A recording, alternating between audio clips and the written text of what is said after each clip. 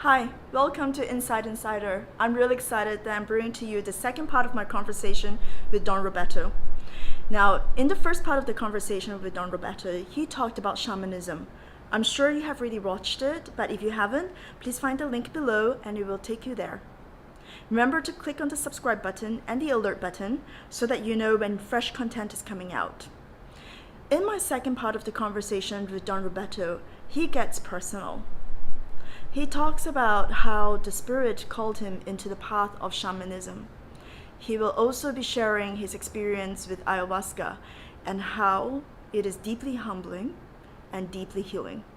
So without much further delay, let's get to it.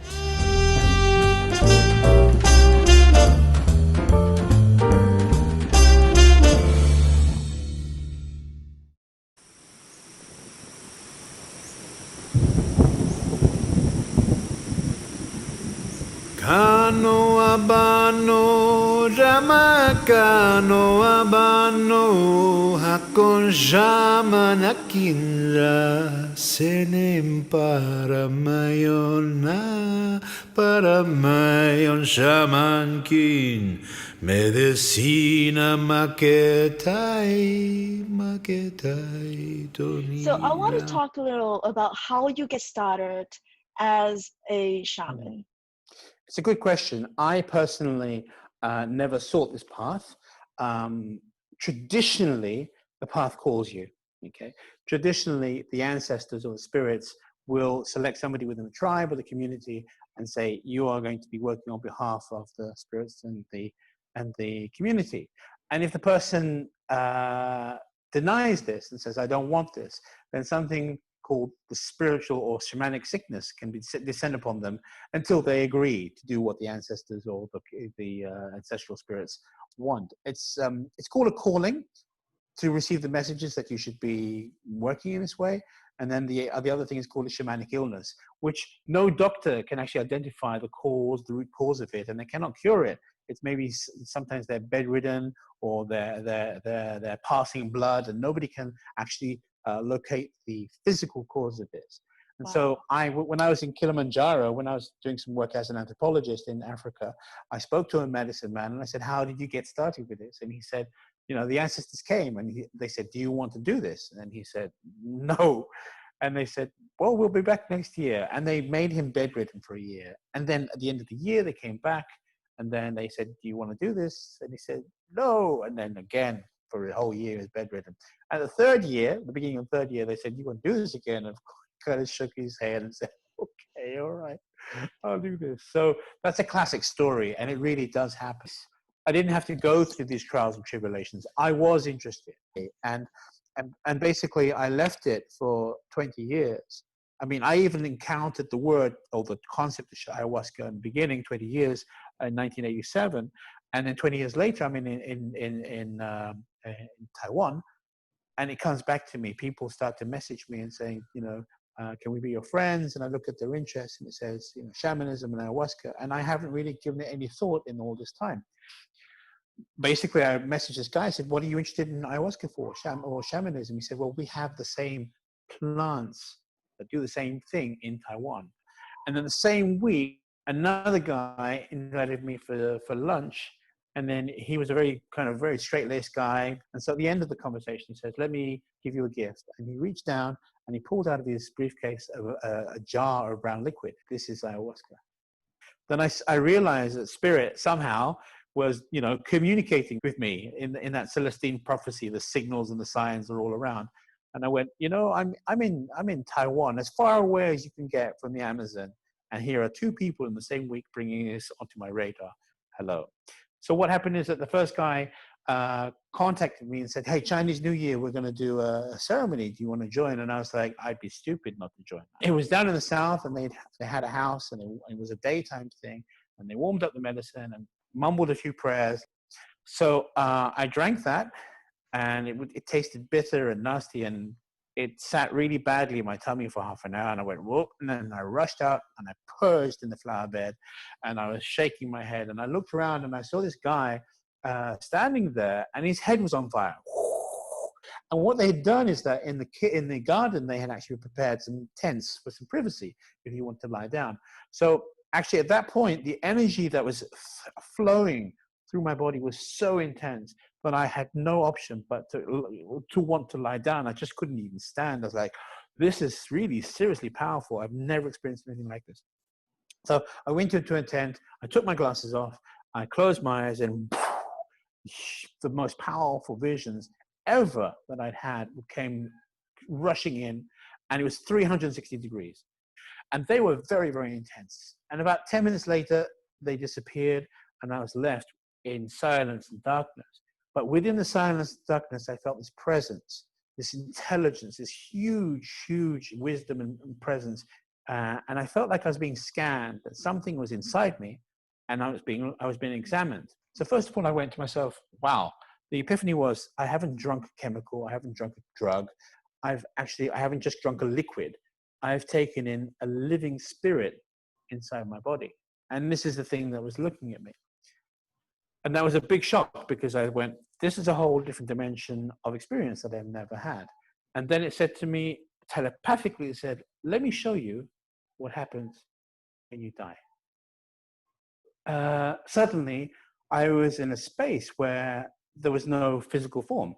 My consciousness had been liberated from this tiny vehicle that you call a body, and it was actually, without this restriction of physicality, this consciousness was enormous. It was immense. It was just incredibly huge. And I said to myself, "Oh my God!" But this feels familiar. Somehow deep within my memories, that there was some kind of recognition, a really direct recognition of this state of consciousness. And as such, then I said to myself, well, if this is the case, then I've lived and died before in order to have a memory of this, right? So I was so powerfully moved by that experience that I came out of that initial ayahuasca experience with a sense of like, I found what I've been looking for. All my life, I've been searching and reading and studying and traveling and asking and in the pursuit of something that was transcendental, in the knowledge that there was definitely something that lay beyond the three-dimensional.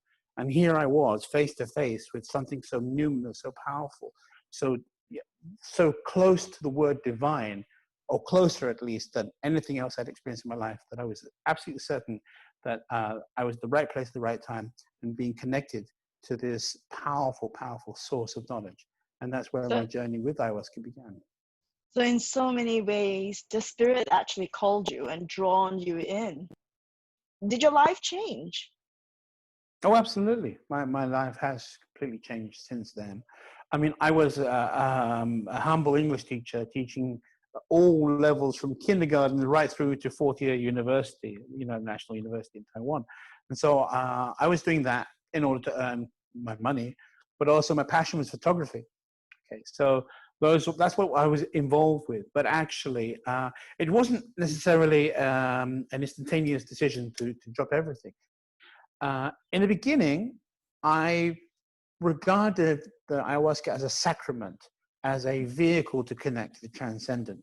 But as I worked with it, I realized it was not just a sacrament, but it was a medicine, a very powerful medicine of the spirit.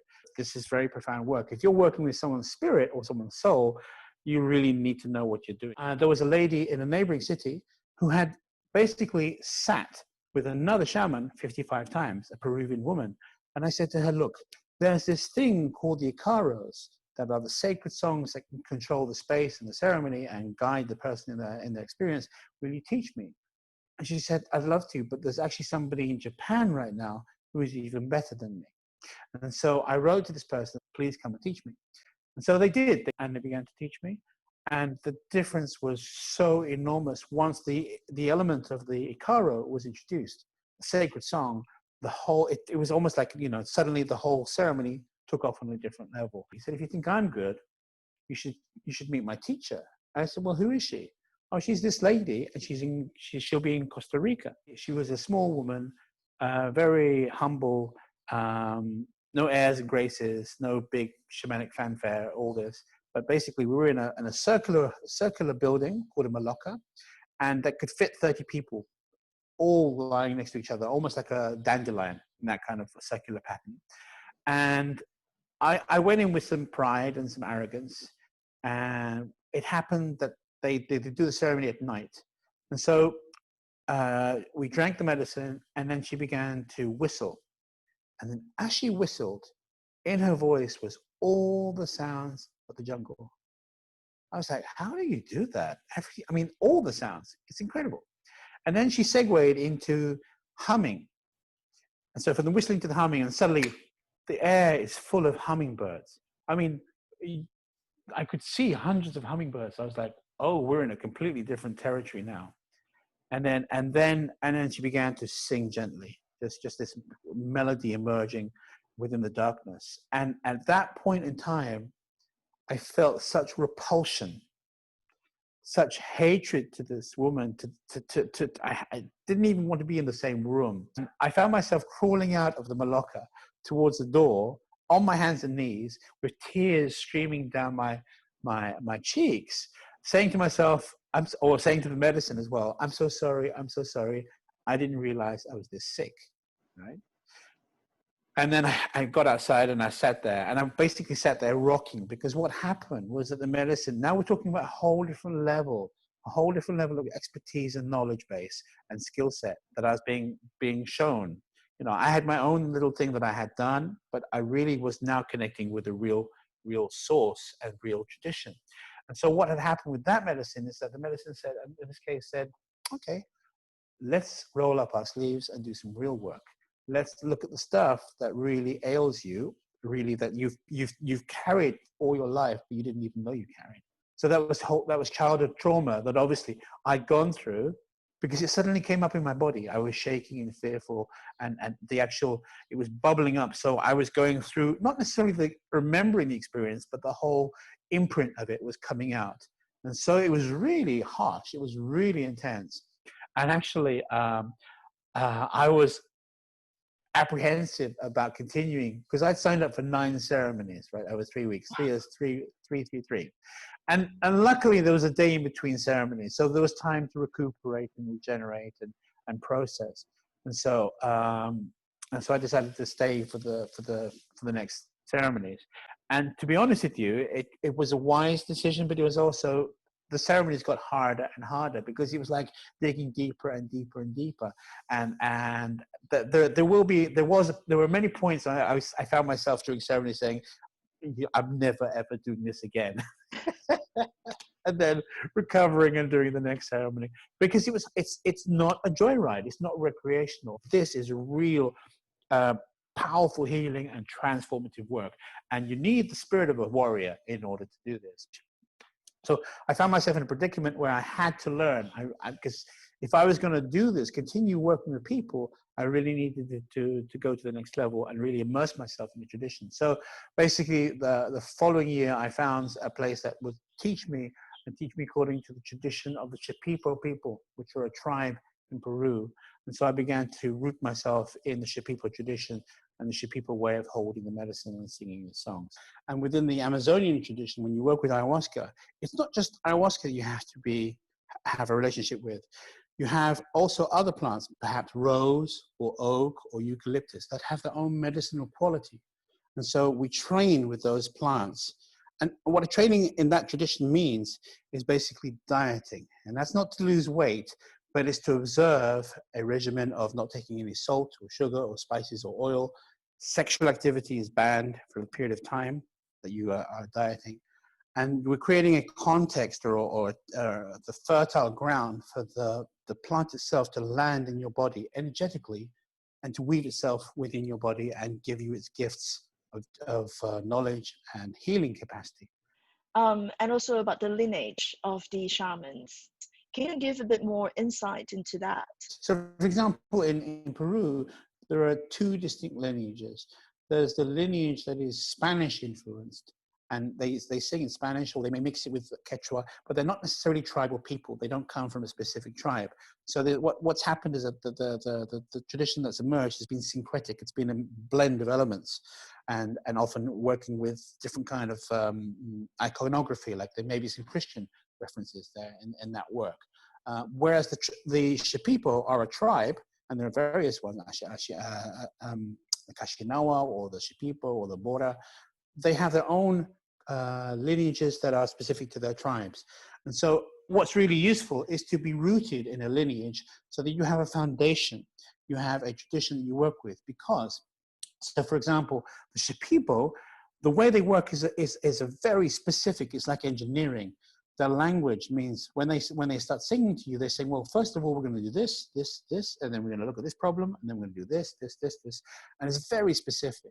And so to have the ability to work in that way also confers great precision in one's work, because we open up to working one-to-one and saying, first we're going to identify this level, then we're going to balance things out, then we're going to take this out, and then we're going to strengthen you and protect you.